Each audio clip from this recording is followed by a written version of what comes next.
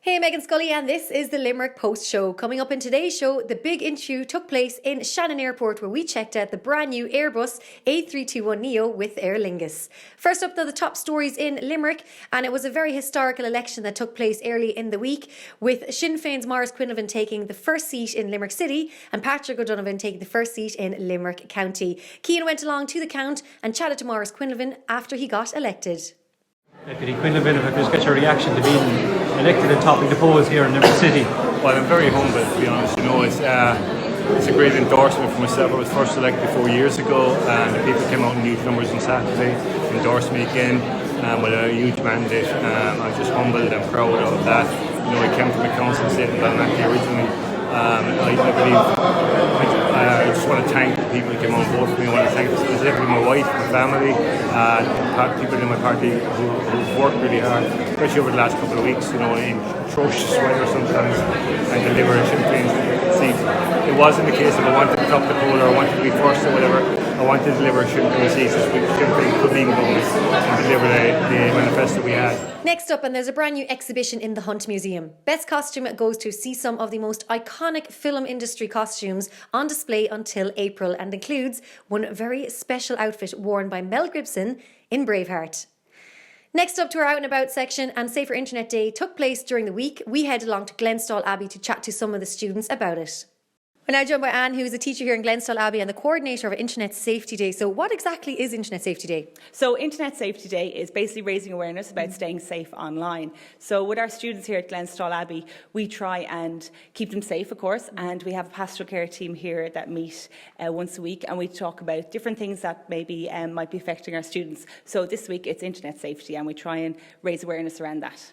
And I suppose as well, more and more, I think everyone has a smartphone nowadays, so it's kind of hard. And I know when I was in school, you weren't allowed to bring them in school, but I think they're getting more and more lenient where they're in school now. So I suppose you have to be careful with what you're doing with your phone in school. Yeah, you do need to be careful.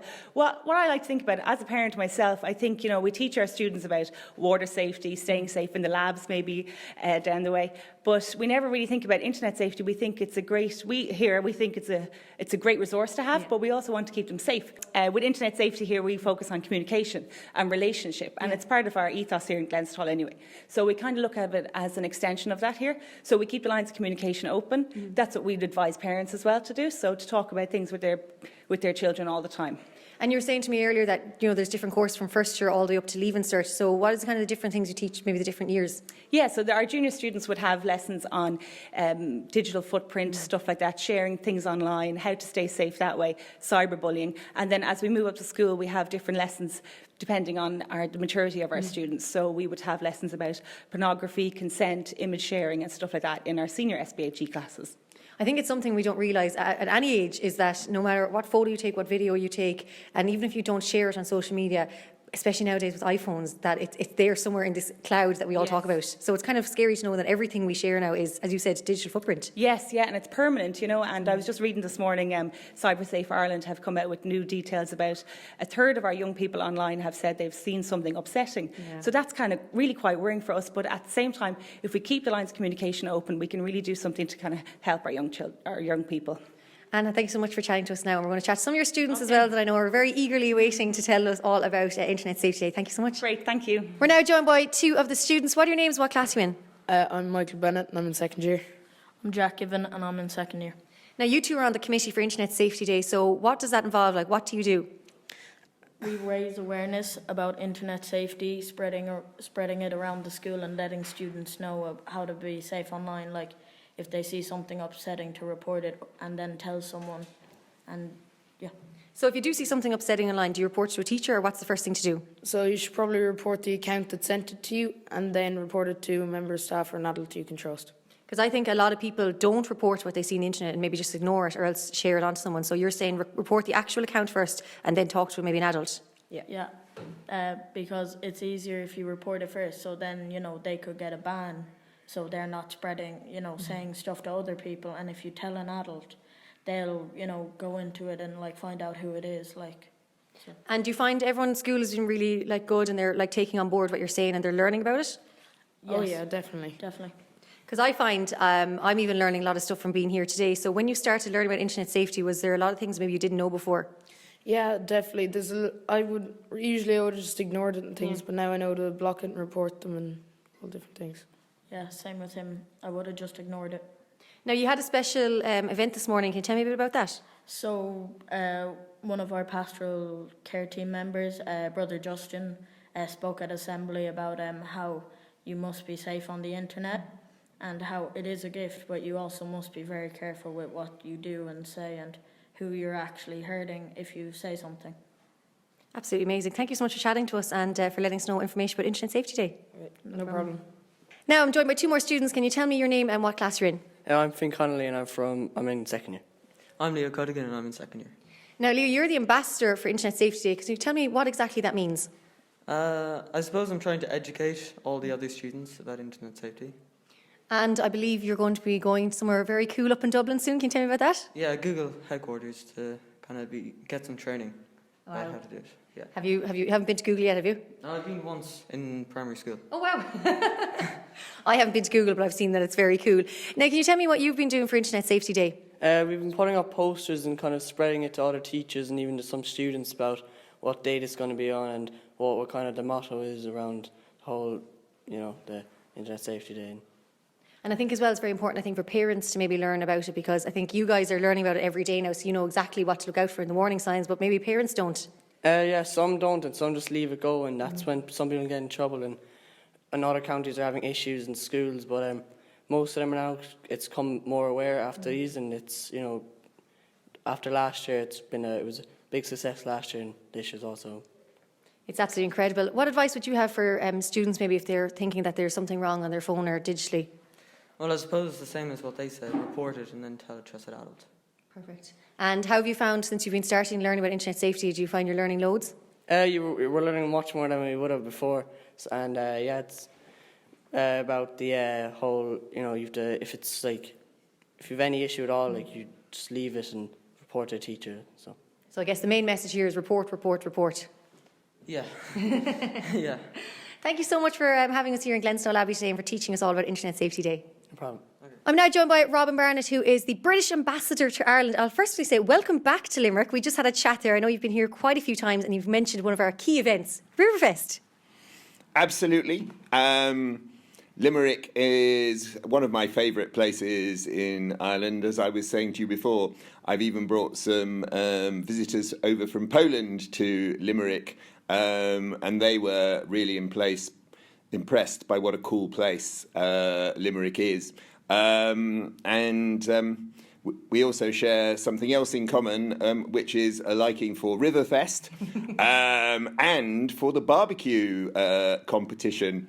Maybe in a future year I shall come back and actually do some barbecuing because I love that. Well, I'll tell you, you can help us out, the Limerick Post. We have a barbecue every year, so we would absolutely love to have you on board with us. So how are you at flipping burgers? I'm pretty good, actually, so we might make that a date. Absolutely. Now, Robin, we've talked about bringing people over and tourism, how important it is, but obviously the reason we're here in the Strand Hotel is for the Joining the Dots event. Can you tell us what is going on today?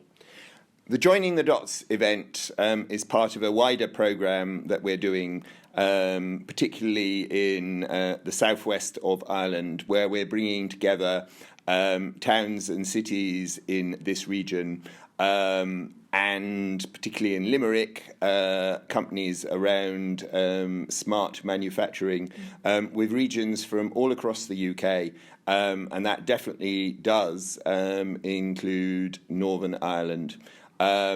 And the objective of this is to demonstrate the great opportunities for partnership between Limerick City and County and places in the UK. I went to Birmingham University, and Birmingham City Council is represented, but we have a fantastic group of people from right across the UK.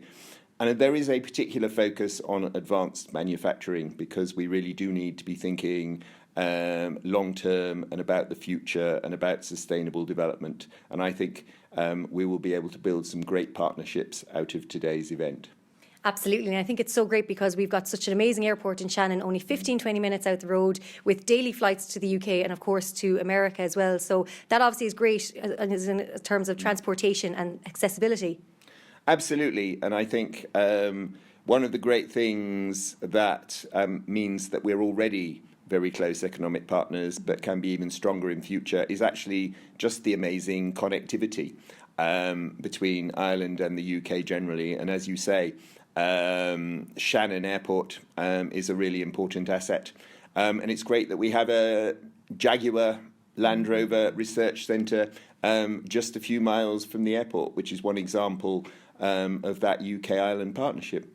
Absolutely incredible company you just mentioned there, and so many like it around the region. And I think as well it's very important for businesses and people to know that even though Brexit has happened, relations are still so strong and I suppose so supportive between both sides. Absolutely.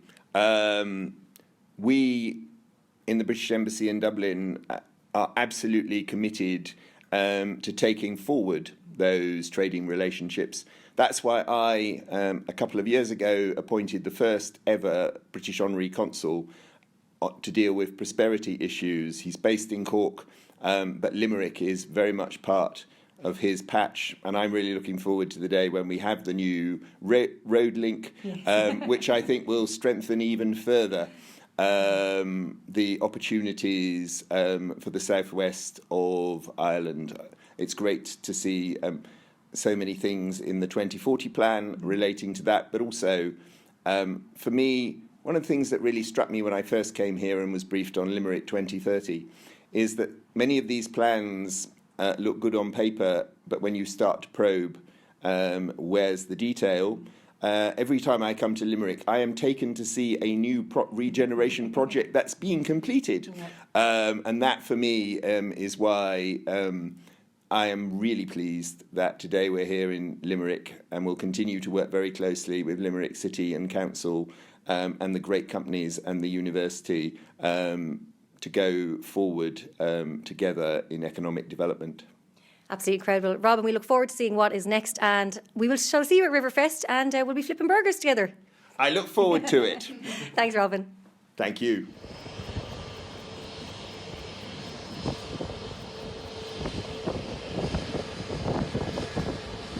We're here in Shannon Airport to check out the all-new Aer Lingus plane that has just landed in on the runway. I'm now joined by Andrew Murphy, and I have to say this new A321neo is absolutely incredible. How good is it for Shannon Airport to have this? It's great. Look, there's a second aircraft arriving into the fleet today, so that's an investment of two brand new aircraft. It's from many levels, including there's 10 extra seats on each aircraft over the 757. The fuel efficiency is huge, so this consumes 25% less fuel than the previous aircraft did. So, from a cost perspective alone and the sustainability element, it's great. The other element, of course, is this aircraft will fly to Heathrow once a day in the morning. Our Heathrow aircraft then does the Paris and Barcelona services. So with the existing fleet, we've been able to get 120,000 new seats into the marketplace, so we're delighted. It's absolutely incredible. And I said about space, I know we're up here in business class at the moment, but even economy has so much more space. I think that's what people want nowadays. It's comfort. It is, and the product is lovely. The new in-flight entertainment system, there's Wi-Fi, and look, the good old Aer Lingus service is as good as ever. So no, we're delighted with the investment. We're really pleased. And how has Barcelona and Paris been received? Yeah, so far sales are very good. Paris starts on the 31st of March. Barcelona starts early May, and both sets of sales are very strong. But as ever, I encourage passengers, particularly in the region, to kind of book and try it out because the routes need to be supported. Aer Lingus have made a lot of investment into those new routes, and the only way they're retained and they're grown is by them being successful. So, well, I have to say I look forward to getting on this plane and, of course, to using Shannon Airport again. Thank you so much for chatting to us. Pleasure, thank you. We're now joined by Mary Constantine. The first time actually we spoke was when you were newly appointed. Then we announced the Barcelona-Paris flights. Now the new Airbus. It's absolutely incredible news from Shannon Airport. Oh, it's fantastic. We're delighted to have the new A321 operating out of here this morning for the first time on the JFK route. And that's accompanying the sister aircraft on the Boston route that started at the end of last year. So we have two new aircraft operating both Boston and JFK, hopefully year-round from now on. And that's fantastic news for Shannon. It was so amazing to be on the plane to see all the space and everything that's coming with it, and I just felt like I want to be on that plane going to New York, so I'll have to plan a trip. But as well, I think that it's so efficient, which is something I think everyone is conscious about these days. Absolutely. Sustainability and environmental sustainability is really, really important. So I think the newer aircraft are more fuel efficient, they offer much better options, and it's a much better passenger experience as well for our customers, so that's crucial. And how do you find the people of this side of the country are with all this news that's happening around Shannon Airport? Are they taking it well? I think people are positive, but they would always like more routes from Shannon and more services. And I suppose that is the one message that I'd like to leave with you this morning, that to ensure that these routes succeed into the future, and the new routes that Aer Lingus have announced to Paris, Charles de Gaulle and Vienna, and we've Ryanair with True Laudamotion on Vienna starting in April. They're very important routes for Shannon this year. We really want them to succeed. We really want the people in this region to support your local airport, support these services, and that's the only way we'll ensure that we'll have new and expanding services into the future. Well, it's brilliant because Shannon now operates some of the most amazing cities in Europe, and as he says, well, America, like Boston, New York, it is the gateway to America. Absolutely. It gives a great range of options because you can connect onwards from Boston or JFK now with Aer Lingus. And then for the summer, we will have Delta coming back. We'll have American Airlines and United. So it's very important. We do offer now a range of options. US is a very important market for this region. Very important to serve the needs of businesses, the foreign direct investment in this region, our own Indigenous Irish businesses, that support them in their trade links with the US. And then obviously very important, we're an island nation, we're very dependent on tourism, so it is great to have these services to bring more visitors into the west of Ireland. Mary, thank you so much for chatting to us. I'll tell you, I look forward to getting on that plane over there and actually going up into the sky. Thank you so much. Not at all. Thanks, Megan.